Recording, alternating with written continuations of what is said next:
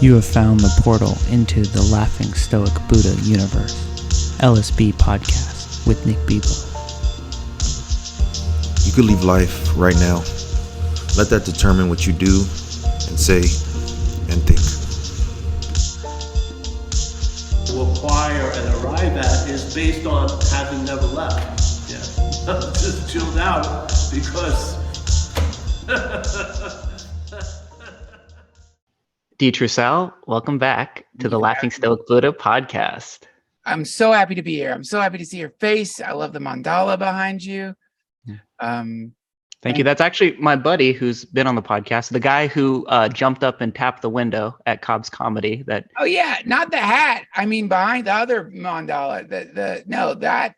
Yes. Yeah. So this one here, he got that in the in Annapurna, the hills of the mountains of Tibet. Wow. It's handmade. Yeah, it's really cool. It's got some amazing energy. Super cool. Yeah. So I'll start off with this. Unfortunately, my Tweety Bird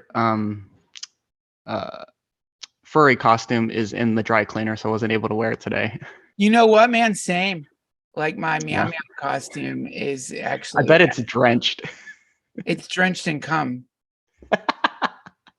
Is that what really happens at the end of the JRE podcast? Cum drenching? Yes. The beginning and middle. And throughout. Yeah. They added those out, but yeah, it wakes you up. I got to say, man, first off, I seen Rogan's 2000th episode pop up, and I seen you in the meow meow costume. Yeah. And that was on Tuesday, and I said, I'm talking to that guy on Friday. So this is an absolute confirmation that I'm living in a simulation. This is really the matrix. Like getting invited for his 2000th episode, even if it's just numbers, it felt like so like I felt so happy and like excited that he invited me. That felt like such a like sweet thing to invite me to do, because I love his podcast so much. I mean, it's just a great podcast. So just to get to have any part in it all I just feel like I'm in a simulation. Yeah, I found out at the end that Rogan and I have something in common. His favorite podcast is the DTFH, and so is mine. You guys are too sweet, man. Thank you. Yeah, I got to say, man, there is something magical. I know I'm not the first person to say this. Something magical happens when you guys get together. That's just, I mean, you're both so awesome alone, but the fusion of the two of you, like this third amazing thing, magical thing appears. You're my all-time favorite podcast duo. Well, I mean, this is cheesy, but we really love each other. We've been friends for a very long time. He's been my mentor and friend, and like, he's really been there for me in like really, really dark times in the sweetest way. And so, like he's like a brother. People throw that word around, but that's what he feels like to me. So I think what people are seeing is just that. It's like we've been doing podcasts since before people were doing podcasts. Before the Jerry, the way we talk on the podcast is how we just used to talk on the phone. Like there's no difference. And so I think we're super comfortable talking to each other. And I know a lot of people now, when they go on that show, they're nervous because they're thinking about how many people watch it or listen to it. And it freaks them the fuck out. And I don't blame them. But because I've known him for so long, and because we're friends, like I don't have that. I don't feel freaked out. Like I'm excited for it just because I like, oh shit, we were going to get to talk for like 3 hours straight. And I just love whatever pops out. He's so goddamn funny, man. Like he's just so perfectly funny and is yeah. So we're just, we've known each other. I appreciate that. It's the coolest thing ever. Yeah. Well, that's the love comes through. And that's one of the coolest things about the art form of podcasting is my favorite podcasts are just two friends talking. Yeah. And that really comes through. The love comes through, the comfortability comes through. And any time that I see a Duncan and Rogan podcast pop up, whether it's on yours, which has been a few times back in the day, or Rogan, I'm like, oh my God, I'm in for, the best thing of my life. I get to listen to these guys talk. I was actually in San Francisco the day that it came out, and I'm walking around Chinatown I'm walking over by Cobb's Comedy, listening to you two talk, and just I had the biggest smile on my face. I'm laughing out loud. People probably thought I was crazy. Well, Rogan holds a space for people that is not an easy space to hold. And that space is a space of a very disciplined person. Like, he walks the walk and he holds that space. And so, like, people who maybe haven't gotten to that point of like getting their like day organized and getting their life organized and getting their health in order, and like I think one of the things that's really like one of the gifts he gives everybody is like you could, that's a possibility for anybody, if you got disciplined, if you like really focused, and so the fact that he is like an example, he's a good example, he really is. And I think you can sort of, what's really cool about any podcast that's been going on for a long time is you can watch a person's evolution. Like, you can watch how information impacts a person over time.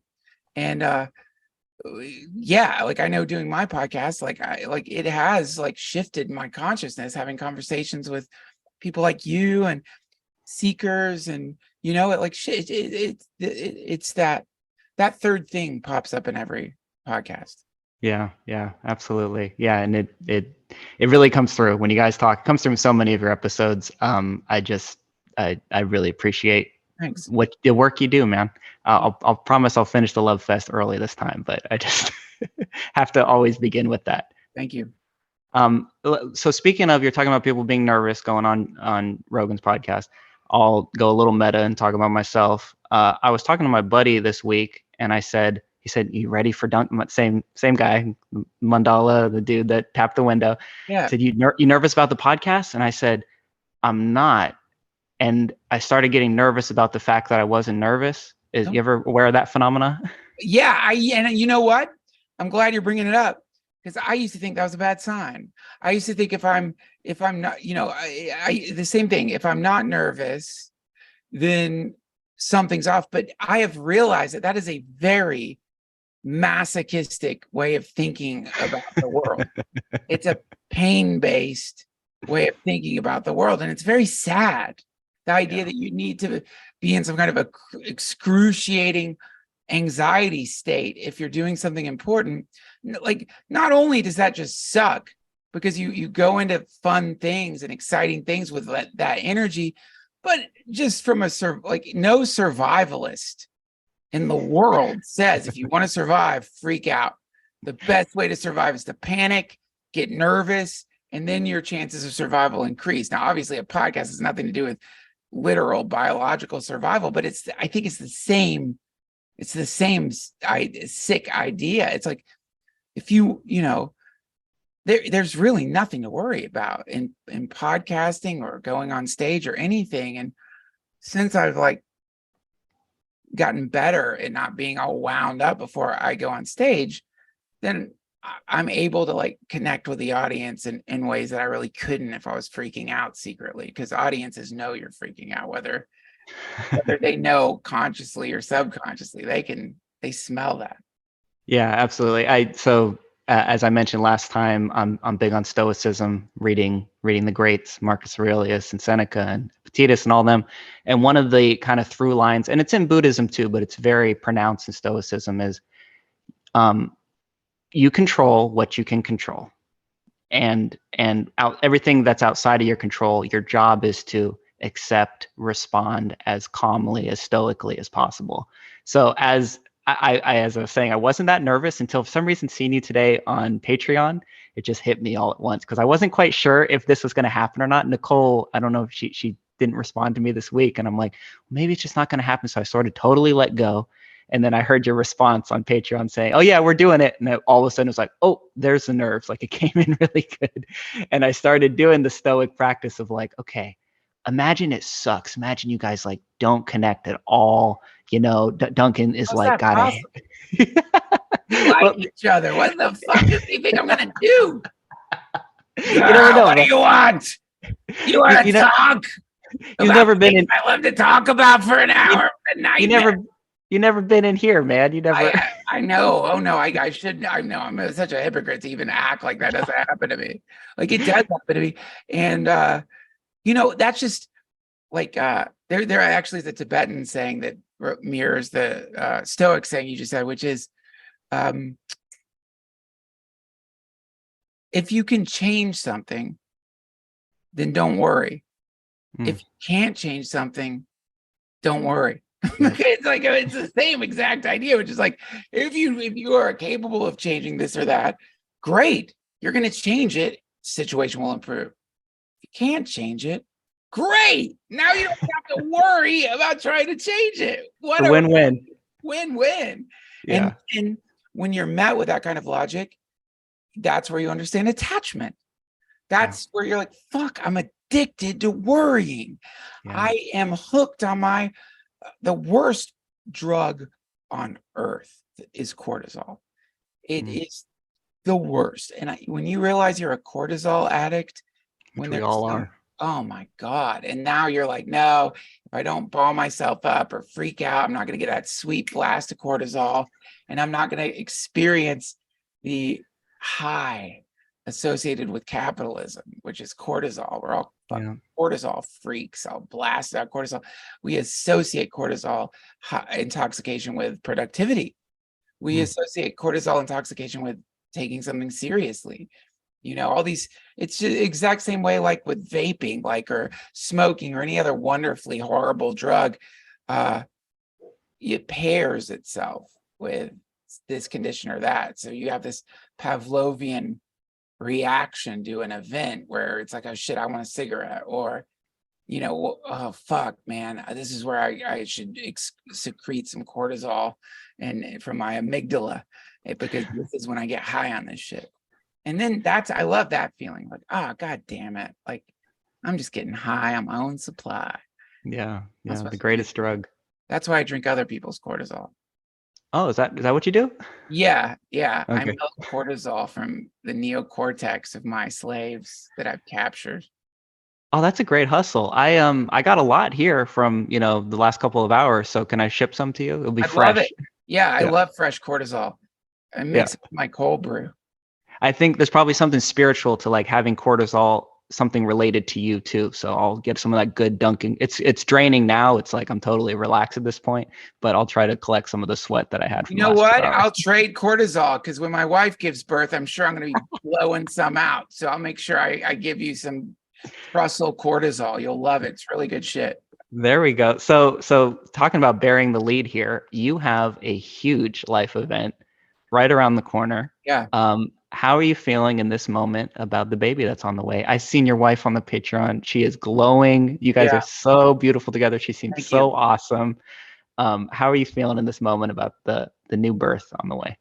I mean, you can't, it's like death. It's like the opposite, opposites stand back to back. So it's like, what the fuck? Like all you can do is like any other thing, man. For me, the more I practice being in the moment in non-chaotic situations, that's pretty much all I can do. That's all you can do. I mean, aside from like, make sure everything's planned out, try to like really open up a space of like you have to remind yourself when you're around pregnant people, like if you're like, if the thought flickers through your mind, and maybe I'm the only like husband who's ever had this thought, if the thought flickers through your mind, they sure seem grumpy. What's going on with them? It's like, motherfucker, they got a baby like in there, like pushing into their ass. They got a baby just moving and wriggling, and you're gonna like be like, oh, they're grumpy. Like you get a mild headache, you get grumpy. Like they've got to drink 7 gallons of water every 5 minutes. They have to stroboscopic pee breaks. Like you're really gonna be like, what's wrong? They can't sleep because they have to keep getting up to pee, and then you're gonna be like, oh, why are you being grumpy? Well, what a mystery. So learning patience, in the face of that, like compassion, patience, all that stuff. And so, it's great. It's a rising sun event. A sun is rising into our life. A daughter in this case, but you know what I mean. Like it's a sunrise. A being is into this fragment of time space. And you know, if you tune into that energy, you can feel it coming into the house before the baby's there. It's amazing. Yes. Yes. Yeah. So I've had two daughters myself, as we've talked about before. I think when I seen you in San Jose, I showed you some pictures of them. You did. Yeah. I think I first heard from you that childbirth is the most psychedelic event that you can participate in. And it's, you know, got to be obviously even crazier for the mother, but it's Outside pretty of damn death. outside of death. Yeah, exactly. Death Two and ends of the same childbirth. spectrum. Yeah, yeah. Yeah. And I was going to ask, since you've experienced it twice now, I know on my side, when both my daughters were born, it was incredibly psychedelic. I got so emotional unexpectedly. It was just one of those things you can't put into words, right? Poetry tries, music tries, but it's ineffable. And I remember both times the phrase that came to my mind was, "Oh, these little girls are my hero," because they just went through this heroic event, Yeah. right? Of birth, of being birthed into this world. Yeah. And that sort of always stuck with me. I wanted to ask, as someone who's experienced it twice now and your first daughter's on the way, what were those moments of childbirth like for you on your end of the universe? Oh yeah, man. You know, definitely like mystical and definitely like synchronicities involved, and like just what you're saying, which is the veil lifts for a moment. You are in the presence of the thing that we all have some form of amnesia related to that thing. We can't remember, but the experience of being in that space, you remember it right away. You know what that is. There's a familiarity there. You recognize that you've been invited into a kind of temple or a real sacred space. And so both of them were, the first one was incredible because I'd had a dark fixation on the number 13, and because 2013 is when my mom died, and that number always scared me. And then like the room that we were in, 13, No way. the kid ends up, and again, I'd always associated 13 with death. My own cancer, my mom's cancer. But all of a sudden, it was like the universe was showing me, like, no, it's life. Like you've gotten confused about this number. The number is like the number, all the great moments in your life, the biggest teaching moments have been wrapped around this number. And so it completely like banished when the oldest ended up in the NICU because of jaundice. Number 13, that was where he was at. So all these 13s kept appearing until finally I shifted, my phobia of 13 transformed. And not just that, but like I meant like trust a little bit here. Like you can like trust everything's going to be okay. The second child, is this the first? No, this is the first. Another synchronicity that happened, which was just incredible. So basically, like, we took the baby home from the hospital. Everything was fine. Took the child to the pediatrician. They do tests. And somehow, I don't know how, that pediatrician didn't have our phone number. So we get the worst call you can ever get from the hospital saying, you need to call the pediatrician right now. He's trying to contact you. So when they met, they measure for bilirubin, which is jaundice. This doctor had been trying to reach us, and basically it's like, you must have your child in the NICU like an hour ago based on the levels of bilirubin in the kid's blood. And Terrifying. And when you get the baby home, it's just so cozy and wonderful. You're in the Garden of Eden. You've got, your brain is just splattered dopamine all over everyone. It's just incredible. And then suddenly it's like, no, you're going back to the hospital. And for me, it sucked. But I mean, for Aaron, like, it's just like, just terrible. And so that's when, on the way to the hospital, we get a text from Ram Dass. And who knew the baby came. It's Ram Dass with all the people who who are staying with him singing like, well, welcome to your incarnation, welcome, welcome, Oh. on the way to the hospital. And so to say, like, it's okay. Remember, Yeah. it's okay. Among like wherever there is that rotten stuff, there's Mm. always like Ram Dass singing to you. There's always the other completely different current of Yeah. harmony, peace. And so, yeah, that was another synchronicity that happened. All kinds of things. So both experiences are reminders, of the mystical component of the universe, of the joyful, frothy, fun, beautiful possibility that you can witness at any time. And because birth is on the other side. I mean, is there anything more primordial, bloody, crazy, screamy, Yeah. birth? And so both polarities show up and kind of dance with each other, and it's a beautiful thing. Wow, what a beautiful story. That reminds me, we are going to talk about how you met Ram Dass, because as much as I've listened to you, I've never heard the real story of how you initially. Really? Yeah, I haven't, not the beginning. I obviously have heard so many stories of your interactions with him, and I know that his teaching and it has had a huge impact on your life, but I don't know sort of the epicenter of how Okay. you met him, but we're gonna save that maybe for a grand finale, because a few things I got to get in, because I know we could spend the rest of the time talking about Ram Dass. He's been absolutely huge in my life. He's like one of those guys, you eat too many edibles, you're having a bad trip or whatever. The absolute cure-all is put on Experiments in Truth. Listen to some Ram 100%. Dass. 100%. Listen to some East Forest, Ram Dass Yeah, mashups, which are absolutely totally beautiful. Yes, absolutely. You're 100% right. Like, that is, if you don't have any Xanax lying around, then definitely Experiments in Truth should be your next go-to. Yeah. You reminded me of one thing. I got to bring up my Ram Dass, my guru. First, I have to read this from my lawyer. Please do not play the Paul Hederman drinking game. There was over 50 deaths last time. Yeah, because of. dude, I have to tell you this. When you told me about that Paul Hederman drinking game, I thought it was horrible. Like, I just kept thinking, like, fuck, man. Like, if you keep saying Paul Hederman, or someone in your podcast says Paul Hederman, and they're drinking, and how many times did you say Paul Hederman? I said it a few times. You said it about 50.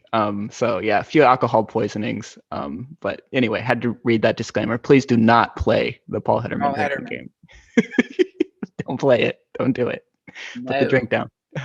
So I don't even think Paul Hederman would want you to play that drinking game. I know he wouldn't, because he's sober actually for the last 35 years. From what I've gathered, yeah, from your accountings of your interactions with Paul Hederman, is that yeah, that probably wouldn't be the first thing you would wish. No, want people hearing Paul Hederman to be taking potentially third eye closing poison. Exactly. Yeah. I think Paul Hederman would want people to take deep breaths when anyone said Paul Hederman. There we go. The new Paul Hederman game, the breath game. Yeah. Who's that? You mentioned about 13 being that you sort of had it wrong in your interpretation of it. It was about death, and that what a beautiful transformation that you saw was actually about life. And something that my mentor Paul says all the time is the fear of death. We think of it as like we love life, or we're clinging to life, but actually fearing death is robbing your presence, your love, and your appreciation right here and now. Yeah. And so in that funny way, when you're afraid of death, it already came true. You're dead because you're not alive. All of the life energy, which is available here and now, is being stolen for a theoretical death that's down the road. That's not here, present now. Happen. A ketamine vision I had when I was still contending with my fear of death. Not to say that it's gone, but it used to be really pathological. Was how you hear things in the psychedelic universe. It told me your fear of death is your love of life in reverse. You love life so much that you can't stand the idea that you will lose it. And it's just what your teacher is saying too. You know, it's once you realize it's the other, like it's the same coin, you know, it's the death, it's like the same fucking coin. It's just the other side. And then you realize that it's like, oh my God, I just don't want to get my heart broken. It's like people who've gone through a bad breakup, which I imagine all of us have in the form of our death in the last incarnation. You know what I mean? We are like, I'll never love again. That's so good. Never gonna let life. I'm never giving life my phone number. We're all just heartbroken by life because we got broken up with in a past life. Or we died. Yeah, exactly. So we're a little butthurt. But I know too well to open up my heart to life. I remember what I did last time. All right. So I'm just gonna like close my heart and not experience this one at all. Like I'm just not gonna just get through the whole thing without one feeling and then die. Oh God, I just heard a story the other day of this guy. He was like in his 80s, and he said, you know, his strategy in life was basically to not ever get too excited, not ever get too depressed, because you know he just sort of wanted to be level, right? Like down the middle. And he practiced that with his wife, and he was married to her for 40 years. She died tragically in a car accident, and he said the first like moment and every moment since, he's gone, oh, that was a fucked up strategy, because it didn't help. It still hurts just as much. And I robbed 40 years of fully opening up and loving and appreciating this woman. I mean, and also just give yourself a lobotomy. I mean, I think that's literally what will separate the two sides of your neocortex. And I think you will not even have to exert any effort to achieve that state. Yeah, man, exactly. It's like, you know, the other thing is, it's like, it's the jumping off the diving board. It's like, seems scary at first until you're like in the water suddenly and there's nothing to be afraid of. And like, I think most of the trepidation regarding heartbreak is like the moment you like experience it, it's not as bad as you thought it would be ever. It's usually actually the opposite of what you thought. If you just let it happen a little bit, you know, you could dip your toe in heartbreak. You don't have to throw your whole body into it first. Ease yourself into it. Ease yourself into it. Before you know it, you're head deep, right? Yeah. And then it's not, then you realize, oh, right, this is actually like not heartbreak. This is like the breaking of the callus around my heart. It's not break a heart. Yeah. And that's where all the beautiful poetry of, you know, you got to break your heart to let the to let the light in, right? And all the things, the crack and everything that lets the light shine in.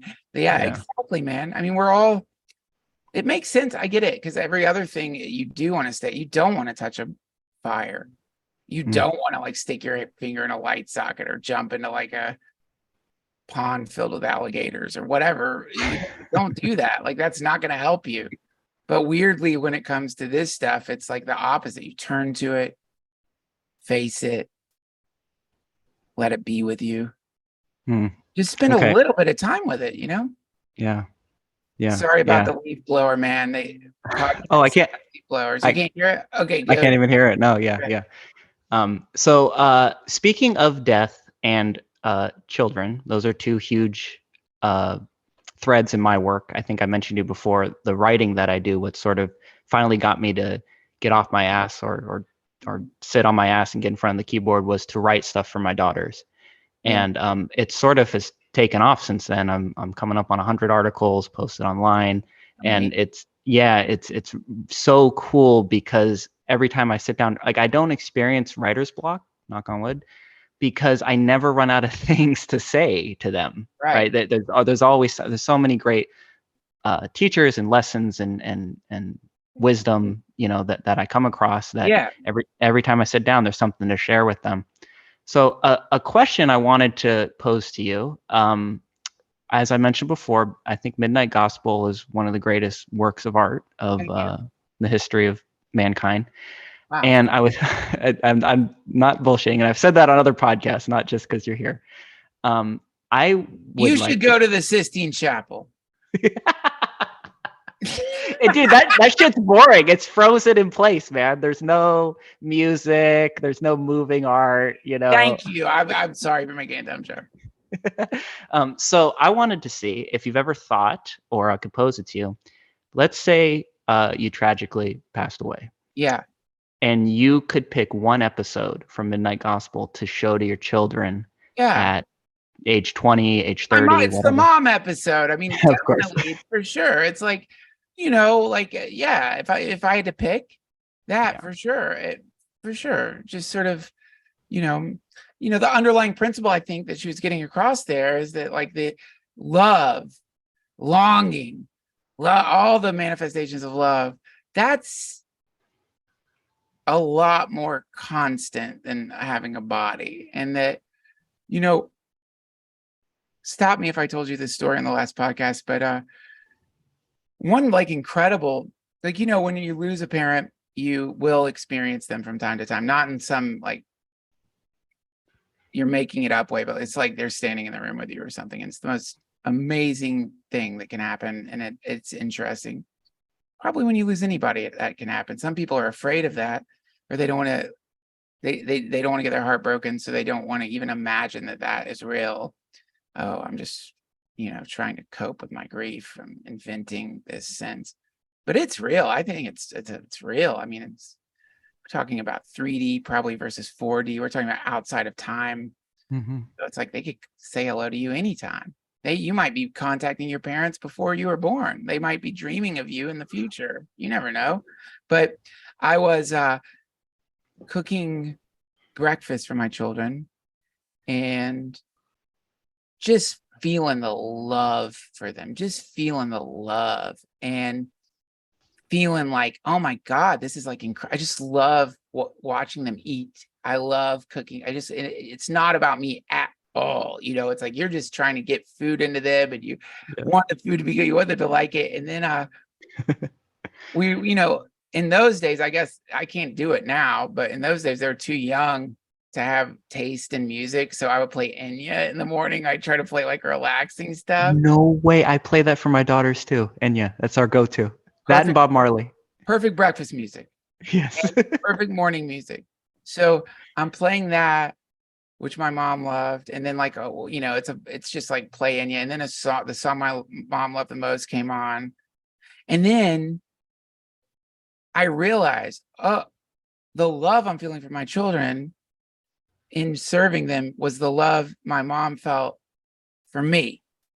And that I am experiencing all moms, my mom in that moment, a perfect version, just pure love. And right when I had that thought, Forrest, the oldest, looked at me and goes, "Did you find me?" Just out of the blue. And I'm sitting there tearing up. He's like, "What?" Who knows what he was talking about? But I think that's how synchronicities show up in relation to death and birth and stuff. Is like, the universe talks to you. You just have to listen and confirms your intuition. You don't just get the sense of like the epiphany. You'll get confirmation too. Like, yes, this is it. And so man, that is why I think that last episode is so cool, because she was articulating that idea. Wow. Yeah, you definitely did not tell that story last time, because I had to fight back tears. That's really beautiful, man. Thank you. What an amazing moment. I know that the moment in that episode that gets me, that gets everyone that I talk to, whether they've lost a parent or not, is when you ask, what do you do about the hurt? And she says, you cry. Just now. Yeah. And I mean, so zen, so beautiful. Sometimes if I need to get a cry, like, when you feel sick and you need to throw up, sometimes you just go to the toilet and just do it. Right. Emotionally, when I gotta cry in there and I can't quite get it out, certain music will do it, whatever. The absolute go-to though is that moment. What do you do? You cry. And then I'll just vomit out my eyes, get it out of me. And it's a beautiful gift you've given the world, man. Thank you. Sorry, I'm just picturing, like, thank God we have tears. and it's not vomit. Yeah, could you imagine how much more? It's already embarrassing to cry. Could you imagine if, like, Then you'd have a real stinky reason not to cry. Like, then you could just be like, yeah, it's rude. is, Go to the right? bathroom to cry, please. Yeah, for real. It'd be be a messy world. Put a diaper on your head. Feeling emotional. So, okay, I have to stick in one more question, and we'll finish out with Ram Dass here. Another one of my good friends and mentors. I could definitely point to him as inspiring me to get to the point where I'm podcasting with you. This is my friend Clark Kegel. He's a big YouTuber. He's got over 1 million views. I've did his program. He was the guy who finally talked me into doing a vision board again after I hadn't for 15 years. Does he know Paul Hederman? Not yet, no, but we're trying to get them together. Paul's a little smaller in the YouTube world. He's more underground. But my buddy Clark, I reached out to him. I said, "Hey man, you've been such a inspiration to me and helping motivate me to do this podcast." Reach out to Duncan. He said that you've been huge for him from very early on. And I asked if he had any questions that I could pass along to you. Oh, yeah. So I'm going to ask his question. I hope I do this justice. So he, part of his deal, he's a self-improvement, kind of alternative self-improvement world of fusing the East and the West. Wait, can I pause you for a second so you don't have to feel rushed? Like, I do have a little more time than 55 minutes. So if this goes over, it's fine. Thank you, Matt. Okay, I'll take a breath. Okay. No, you didn't seem like you were rushing. I just didn't want that eating at you. Okay, yeah, thank you. That's very sweet of you. You're truly the most generous. I got to say, when I've talked to people and I've mentioned that I've done a podcast with you, the first thing everyone says is, "Oh, he's so cool." Oh, like, thank you, God. Thank you. Like he did a podcast with you. Like he took the time to do a podcast. Like he's such a nice. You're gonna neg you? Fuck you! Yeah, he did. I'm awesome. Cooler than him. I'm cooler than him. You are. You just feel like I'm cooler than him. He's told me I'm cooler than him. You can say that. Okay, I'm gonna probably get that framed and put above my bed. I dub you cooler than me. Definitely not true, but thank you. So anyway, Clark's question relating to the idea of the East and West is how you personally fuse the we'll say Eastern, just to simplify it. Yeah. Being present, being content, accepting yourself, your being, where you are here in this moment, how you fuse that with improving in yourself personally, in your career. You're obviously wildly successful as a podcaster, as a comedian and all that. And how you sort of work the tension of those two into your life. And one of the things he said was maybe it's your synth practice is one of the big keys to you doing that. But any answer to that? Well, I mean, as a comedian, you are constantly engaged in improving. Like it is a never-ending, hopefully an evolutionary process that's happening to you, because every time you go on stage, and especially if you're lucky enough to have like a club where you're getting to hang out with comedians who are all in that practice together, you must improve because they're improving. They're working hard. You must work hard. That's why, in Buddhism, they always talk about being very careful about who you associate with. And you never want to be the funniest person in the room or the smartest person in the room or whatever the fuck it is. You definitely never want to think you are. I mean, that's a bad sign. But being around people who are really actively, passionately working on their craft and their art and all this stuff is so inspiring. And every time you go on stage, it's interesting because you can go on stage and everyone laughed, and on paper it's a great show, but you know that whatever the risk you wanted to take, you didn't take. Whatever the thing you wanted to throw out there, you didn't. You decided to just go into your same old shit, and to them it was new, but you didn't take the risk. So you learn, and the more you get into it, the less you know about it, the more confused you might become about it. And those are wonderful moments where you realize, like, fuck, I don't know anything about this. Like, what is this even? What am I doing? And then you share those notes with each other. And that's what I really love, is because the technical aspects of what it is, we talk about that with each other, things that when I didn't know anything about stand-up comedy, I never would have thought about, like pauses or how to pause, or just all these little things, and just that. And then everyone improves if someone's realized something.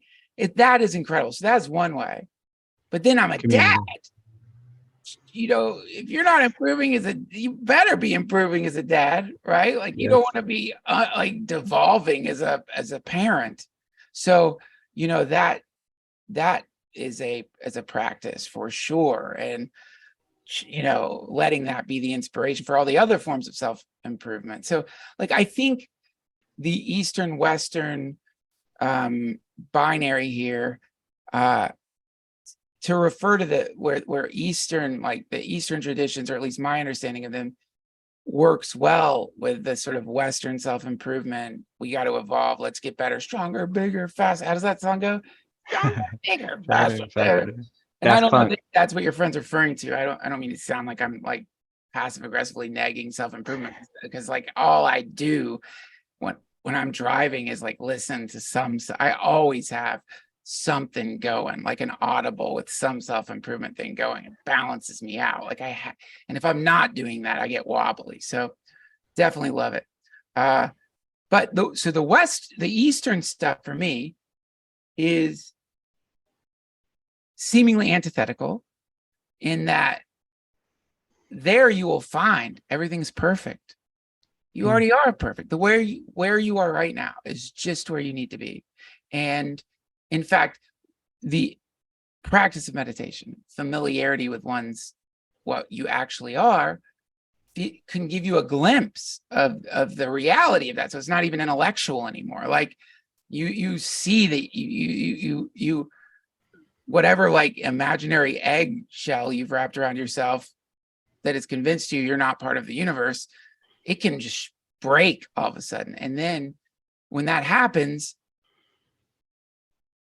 well, why improve? Why do I need to go to the gym? Why do I need to do this? Why here I am? Or Pema Chodron in her book, The Wisdom of No Escape, in the foreword, she says, many people practice meditation or start meditation with the hope that they'll get better in some way. I don't remember her exact words. And she said, this is starting your practice with an aggression against yourself. So, but I think that these two things don't have to, like, one doesn't negate the other. That there is a way you can tune into some fundamental goodness of which you are a part, and have that as your basis. Yes. So when you do get engaged in, like, I want to get in shape, I want to start running, I want to work out, I want to look better, I want to I want to get better at this. It doesn't have that element of self-hate that you find sometimes, and I have had in the past, where you're like, look at yourself, look at you fat fuck, you need to get to the gym, you got to start working out, you piece of shit, how'd you let yourself get like that? That goes away. And then, and my God, especially when it comes to working out, if you want to ruin your experience of working out, like, start thinking like, okay, if I do this consistently for the next 4 years, I might have mild definition in my stomach. You're just gonna stop.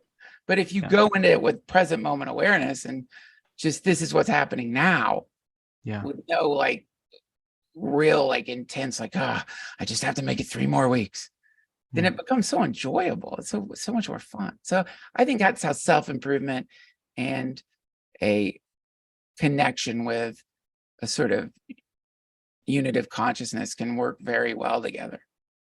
Beautiful, beautiful answer. Yeah, I wrote an article last week called Fusing Self-Improvement, Self-Acceptance, and No Self. And very much is what you were just talking about, kind of the idea that accept yourself as you are, and from that Pema Chodron place of love, of being full of love, you can then live the life that, you know, you love, and not of like a I'll be happy when, postponing your happiness, but like from a full cup you can overflow and Yeah. yeah, take care of your Doesn't health, have take to care be of your pain community. based. It can Yeah. be love based, and it's a wonderful fuel. And Yeah. also accepting oneself as you are is accepting the parts of yourself that do want to be more disciplined, that do Yeah. want to be more active, that wants to be less depressed. That's part of you too. And you have to listen to that. But there's a way to like embrace that, or to realize that all of that is being held within a much bigger, much less neurotic, much calmer, infinitely more peaceful kind of womb, emptiness, or whatever you want to call it. And that maybe you allow yourself to not just identify with that part of yourself, but also the emptiness part. And you learn how to hold those two polarities together. In Buddhism, that's absolute reality versus relative reality. You can't have one without the other, really. Yeah. Yeah. And there's a way to stand sort of in that place of absolute reality. And I write about this sometimes, and see the relative self is like this fictional character, we'll say, ultimately from a spiritual perspective. But that fictional character is deserving of love and to live the best life possible and to take care of its health and to have Yeah. great relationships and all that. And I think there's something cool about finding a way to strike that balance. The rant you just went on was absolutely a It's beautiful incarnation. nonfiction too. I mean, it's like, this is like within relative reality, you must, like, you can't just deny relative reality because it isn't permanent. It's happening right now. So in this moment, we aren't fiction, we are nonfiction, Yeah, we're real. but definitely in 200 years, any accounting of us is going to be fiction. That's fiction. Whatever it is, it won't be this moment right now. So these two things are happening simultaneously. And this is, as my teachers explained it to me, David Nichtern, this is this is, on one side you have absolutism or eternalism, and on the other side you have nihilism. And so if you get too out of balance, suddenly you start becoming nihilistic. You know, none of this is fucking real. It's all just fucking bullshit, changing matter. That's the attitude you need if you want to. Who explained this to me? Bob Thurman, the Buddhist teacher, said, to successfully feel okay about dumping oil into the ocean, you gotta need get that to be a nihilistic. nihilist. You have to be like, who gives a fuck? The Big Bang, shout out a planet. I don't care.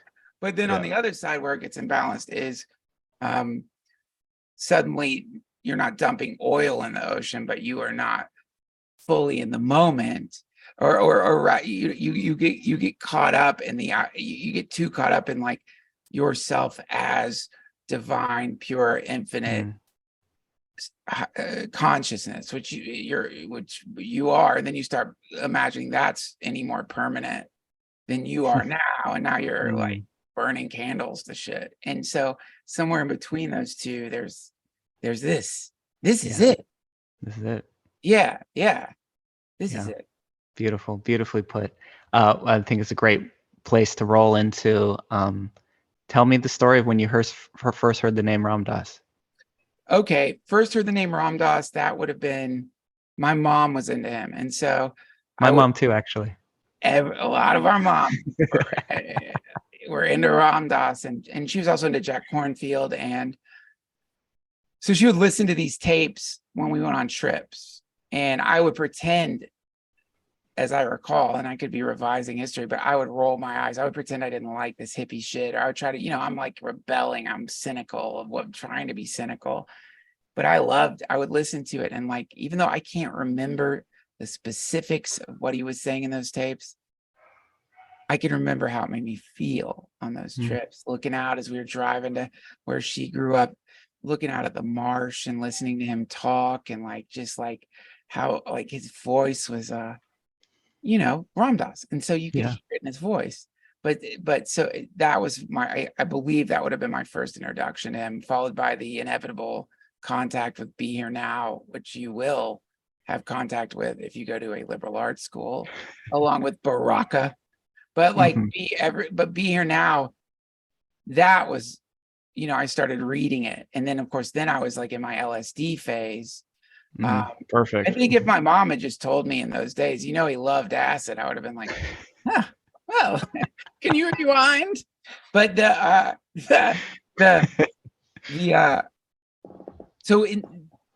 when I met Neem Karoli Baba for the first time, and that was when I opened up to a picture of him, not knowing that was Ram Dass's guru. And the first thought I had was, he reminds me of someone in my family. Who is that? Is that my uncle? I remember thinking, does he remind me of Uncle Jimmy? Like, beautiful, familiar.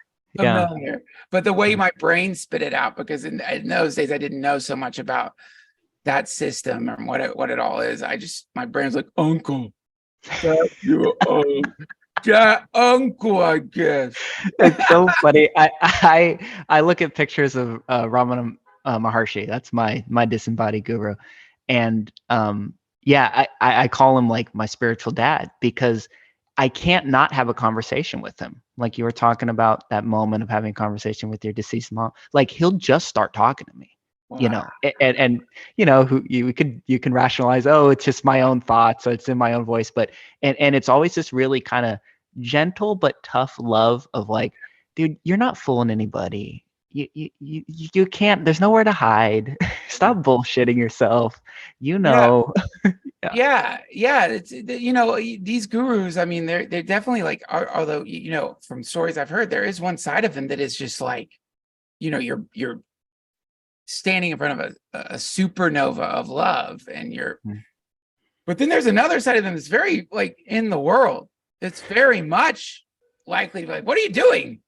Don't do that. Why are you doing that?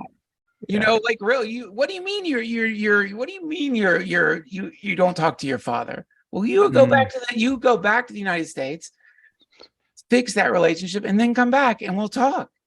And there's that aspect of it too. But from what I've heard,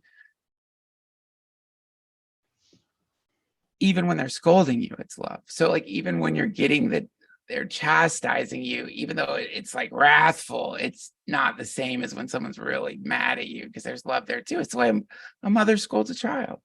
Yeah. There's no ego in it. It really is for the evolution of your soul. Yeah, and they know, like, and the decision to be wrathful with you is a decision, because I don't think that the way that they're not really reactive, like it's just in the moment, spontaneously, they have identified that the best way to cut through the thing tying you to your suffering, or to help you do it, is to like be wrathful, and then you'll hear it, and it sinks in, and it short term it hurts like hell, but because you would love for them to like put a trophy or give you a spirituality trophy or a medallion identifying you as like enlightened, but that's what your ego wants. But yeah, sometimes it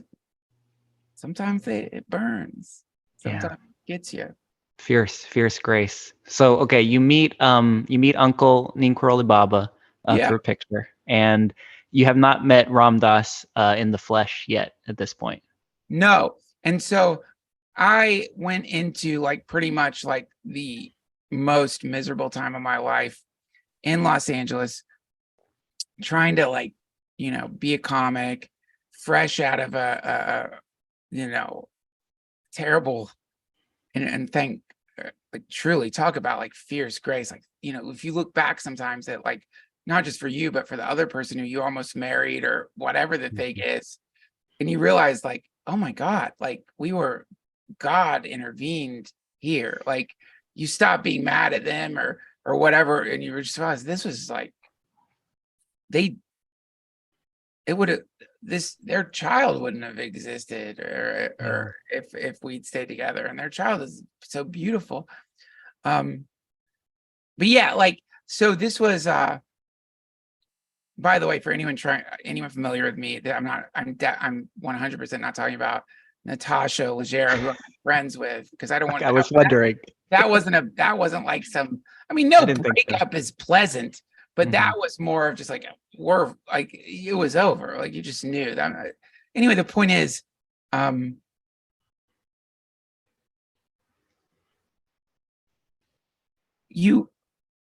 was just like fucked up, and I'm in this like squalid apartment in Echo Park, Los Angeles. I mean, roaches, like roaches. It didn't matter what you did about your own cleanliness because the neighbors or, anybody who's got garbage, the roaches are just going to like that. There's no getting rid of them. So roaches, really bad, hot window air conditioner unit that wouldn't work in LA anyway. My upstairs neighbor had a workshop, like a wood workshop or something above me. And one day he decided he was going to take the carpet off the hardwood floor and like sand the floor and like have nice hardwood. And he would just clomp around. It was like living under a pony or something. Like it was like so loud, like insane, like in random. None of it made sense. You would, you try to control it by at least understanding what is he doing. Yeah, the schedule something like certain times a day. No, it's just whatever. No schedule, just sudden random clomping with maybe some hammering and like you were in one of the first realms of the Bardo. It sounds like yes, a hell realm. And so I was so depressed, like not cool depressed, like I'm depressed, but like sick. Yeah. So I was like spending way too much time sleeping, contemplating suicide, imagining what it'd be like to jump out my window because I knew it would kill me. But then I would have hard, how depression is. The intrusive thoughts are fucked. Like your brain is like spitting out, like it maybe would be like a lake, jumping into a lake. It's like it's run by a really well-paid marketing scheme. The intrusive thoughts. It's like a lake. They did their research. They know you inside and out, and they're gonna sell you on whatever crazy fucked up idea they have. Buy the lake idea. It's worked a lot of times. He seems that addled that at this point he might buy a lake idea. He's not going to buy it. So that's where I was at, and I was there because I wasn't taking care of myself. In those days, man, I got really lucky because I was really enjoying Vicodin and like opiates. So I'm taking opiates. I'm getting high. I'm driving around listening to fucking Elliott Smith, just fanning the flames of the depression and perfect formula. Not taking care of myself, not extra, just fucked. And so I would, when you do that, you just start laying in bed more and more and more as the depression takes over. But somehow in that state, I started listening I realized, holy shit, you can, the Be Here Now.org, they have a website now. Oh my God, I'm just going to listen to Ram Dass. That's what my mom listened to.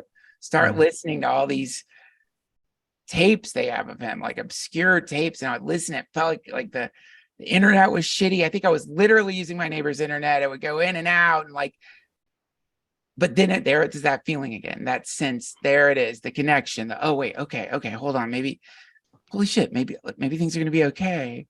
And then somewhere I realized, wait a minute, I can sign up to talk to him. And they said they were like on the website, you just sign up and talk to Ram Dass. That can't be true. So then I just was like, well, all right, I signed up. Got scheduled. I'm sitting in this shitty fucking apartment. Get a phone call. Duncan, it's Ram Dass. You know what I mean? Then we figured out to zoom in. I'm sitting in front of Ram Dass for the first time. My first darshan with him, as you'd say. Mm-hmm. How are you?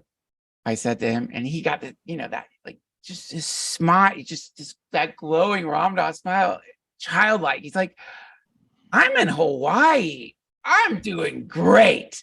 And it's like, and then I think pretty soon after that, my next question was, are you my guru? Yeah. And he goes, yeah, now what?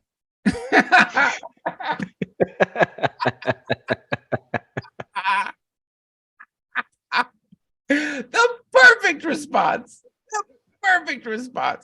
Like, what are you expecting here? What is now what? Tell me. Am I enlightened now? Yeah, you are. And so that was sort of the I've talked to friends of his and other people who explained to me what that, who helped me frame that in a really cool way, which is that, and I'll tell you one other story if you have time. I have all the time in the world. Are you kidding me? Please. So after that, more breakups. My mom dies. So I'd made friends with Raghu Marcus from Love Serve Remember by then. And after my mom died, he's like, listen, I don't want you to think about this. You just come to this retreat. Just come. Don't think about it. You won't do it. So I did it, got on a plane, flew to Hawaii, completely. A good friend right there. That is a good friend. Yeah. And I was just grieving and just in denial and like, dude, like when you're grieving, man, you get, I don't know, I think this is a more common experience than people want to admit, but you get horny, dude. Like you, because it's a way to stop the grief. Of course. Yeah. And like you do crazy shit. And so like, I think I'm trying to like, I'm getting fixated on girls I used to date and trying to it's a like great distraction. It's a great temporary relief, right? Yeah. Yeah, you're just trying to distract yourself, just anything. So anyway, Hawaii, as everyone knows, is really beautiful. In those days, they were doing their retreats in this place called Lemuria, which is a small little, beautiful little yoga spot in Maui. And this particular one, they were going to sacred sites of Hawaii, which I just was not interested in. I was trying to be so fucking cool and just judging everybody. Oh my God, look at these hippies. Are you kidding? Oh my God, is this a cult? Look at all these old people. I guess it's just old people now. And in that state of consciousness, I remember I was just watching Ram Dass and he looked at me as, I mean, you know, was he directing it at me? I don't know, but he said, don't think that I'm my body, because he'd had the stroke. You know, it's like, don't think that I'm this old body, dude. You don't get too caught up in that. Like, and like he just picked it up, my horrible grief judgment. So I felt immediately chastised, even though it wasn't directed at me. And then exposed, maybe vulnerable. Exposed, you know, because they, you know, they're very polite, but I do think some of those people do see you very clearly, but in a loving way, that they're out trying to help. So, but then Raghu, out of the blue, I don't know, they're going to see some waterfall. And he's like, you're not going on that. Don't go. He's like, we're going to go somewhere. And so all of a sudden we're driving and he's like, oh, you're going to come to Ram Dass's house. We're going to go meet Ram. You don't want you to hang out with him, Phil. He wants to meet you. So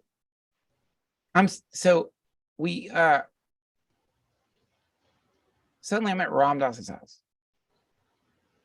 I'm in Ram Dass's pool with Roshi Joan Halifax, this famous Zen teacher, Ram Dass, Raghu, Roshi Joan Halifax. I mean, she's like a priest, a Zen priest. She's dead. And so they've been friends forever. She's carrying him around the pool in her arms. It's just like watching kids play. Yeah. There's no heavy anything. There's no sutras or quotes, or they are playing, or they're throwing the tennis ball back and forth to each other, laughing. Yeah. Now I will try to say this without tearing up. So that, right, in that moment, suddenly I didn't feel bad. My mom had cancer for many years. Yeah. All of a sudden, it's like, holy shit, I felt okay again. Like I felt normal and okay. And right at that moment, Ram Dass, because the sun's setting, it's beautiful. Ram Dass turns and looks at me and he goes, ah. Oh my God. Oh my God.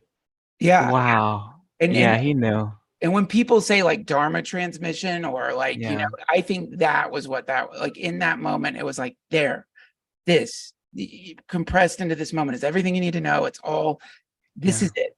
All the other stuff. I mean, don't stop listening to Experiments in Truth, but that, and then he gets, you know, he could do fake fierce really well. He like points his finger at me. He goes, I want to talk to you. and so then I'm up in his house. And and now this is formal. He wheels up to me. You know, he's in a wheelchair. He wheels up to me.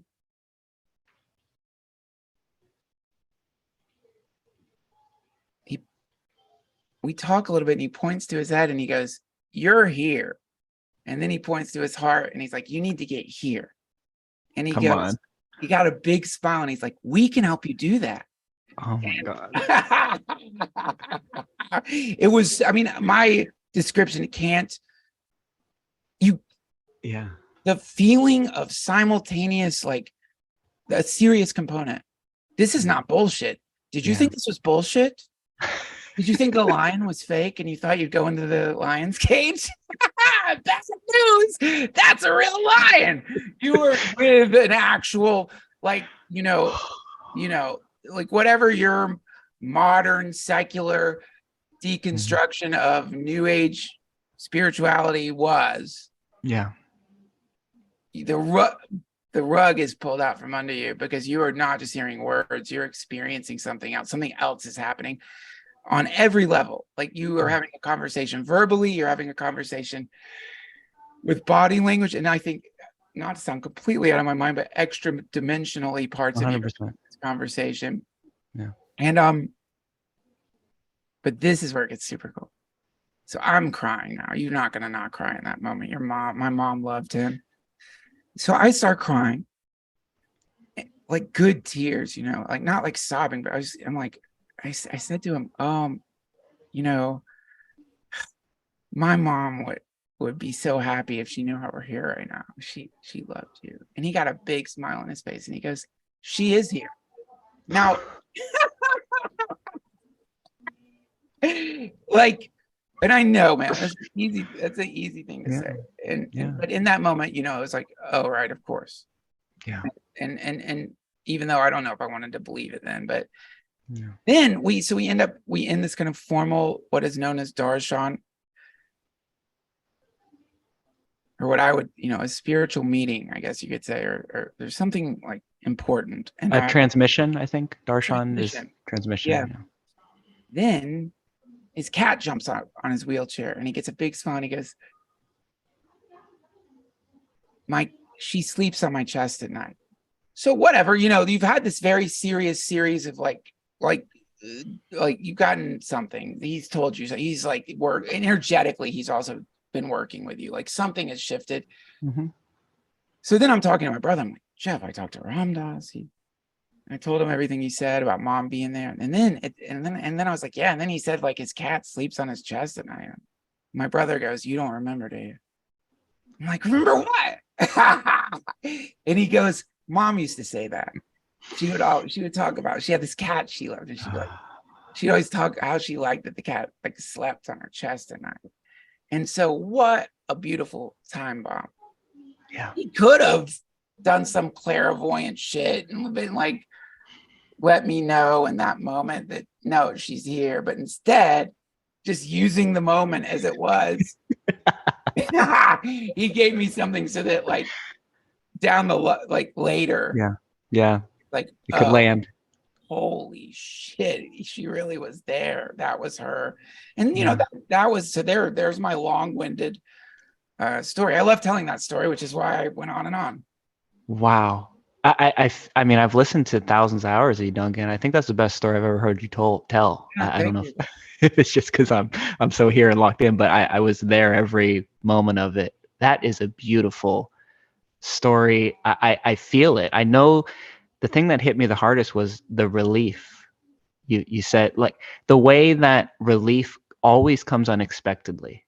If you're sitting there waiting for it, like, okay, is the depression gone? Oh, it's still there. The way that it just surprises you, it comes from the side, it sneaks up on you, and then all of a sudden it's relief. And you, yes, and it's, that you had nothing to do with it. It's something much greater, much more powerful than your personal little self. Or what you did, you noticed it. Like, because I think that moment it's there all the time. It's stroboscopically happening, but when you're really caught up in the clouds, you can't see it. And so if you've this is why they call it a practice. Or you can think of it as fishing or something. It's like you need lines out in the water if you want to catch fish. You're never going to catch fish if you don't put something in the water. I mean, unless maybe it'll jump in your boat if you're extraordinarily lucky. But you know what I mean? So But this is very frustrating, because for a lot of us, that nothing, like no bites for a long time, no bites. Yep. And we have to remind each other of the bites too. I mean, that's the other part of having some kind of spiritual community or some group of seekers around you, is because inevitably you go through a bad spell. Inevitably you lose your way, and you have to be reminded that, as Ramdas said, if you are off the path, that's the path too. But it helps for someone to remind you of that. Like, this whole thing is it. This is it. This whole thing has baked into it unbearable suffering. But just by the very nature of, if you have a thing, you must have its opposite. Yeah. Baked into it is almost unbearable love. And the moment that you start learning how to look for that, and retraining your mind to see that as just as much a reality as the suffering part, well, that's where you move from the first two noble truths of Buddhism to the second two. Because, like, I can't remember which teacher said this. He's like, everybody wants to talk about the life is suffering. Because we're so familiar, we're experts. Yeah. Nobody wants to get in the last two, which is the end of suffering. I don't want to give up suffering. That's my shit. Oh, yeah. God, I know. I wait till you taste my cortisol. You know, it tastes empty. Wow, man. Well, you just hit us with some fierce, unbearable love with that story. Well, thank you. You bring it out of me. Thank you so much. It was really, really beautiful, Duncan. We're over an hour. I know you're a busy guy. You got some writing to do. Yes, sir. I got to get back to writing. I'm in the sort of last quarter of a book that I'm working on, which, you know, is exciting. And so I do have to do that and a few other things, but a joy to spend time with you and honored to be on your show. Dude, it's amazing. Speaking of just,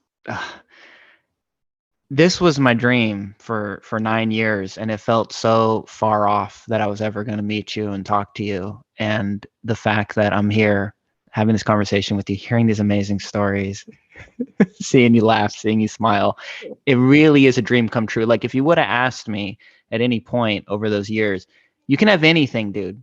I'm not thinking about money.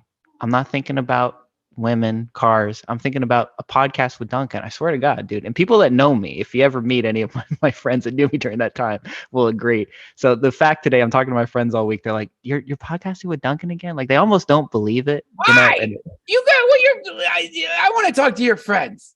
This is a wonderful person. It's not like when I'm like agreeing to do the podcast, I'm like, oh God, I guess I'll step down from my lofty tower of light to talk to this miscreant. It's like, I'm excited. I like so you. cool, man. You know what I mean? Like, I truly, it's like So cool. of course, like I think together, like, it's fun to, like, you know, you're asking me really important questions, and you're like, in every podcast I do with you, I get reminded of this thing that I'm yapping about, but in a real, like, non-mind way, in a heart way. And that's why I love doing your show. And It's beautiful, man. Thank you. Thank you for having me on. Yeah, you're great. And maybe when your book's done, we can come back on and talk about your book. I can promote them to my couple hundred followers. Get some people to read your book. I love your fucking followers. Don't forget, like, you know, podcasts like yours, they might, suddenly there's exponential growth, man.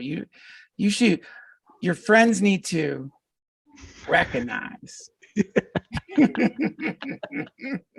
They need to recognize this is bullshit. And two, well, you should too, man. You're really good at this. And I love talking with you. It's really nice. Thank you, dude. You're too kind. All right. Until next time, much love. Hare Krishna. Awesome, man. That was fun. Dude. Thank you so much for watching all the way to the end. If you enjoyed this conversation, please hit the like button. If you want to watch more podcasts like this in the future, subscribe and hit the notification to be notified when they come up. If you want to keep up with me, I am on Twitter now every day at Write with a W already. Link to that will be in the description. If you want to check out my writing, I publish a newsletter every Friday through Substack. Link to that will also be in the description. I love you guys, and let's keep doing this together. Peace.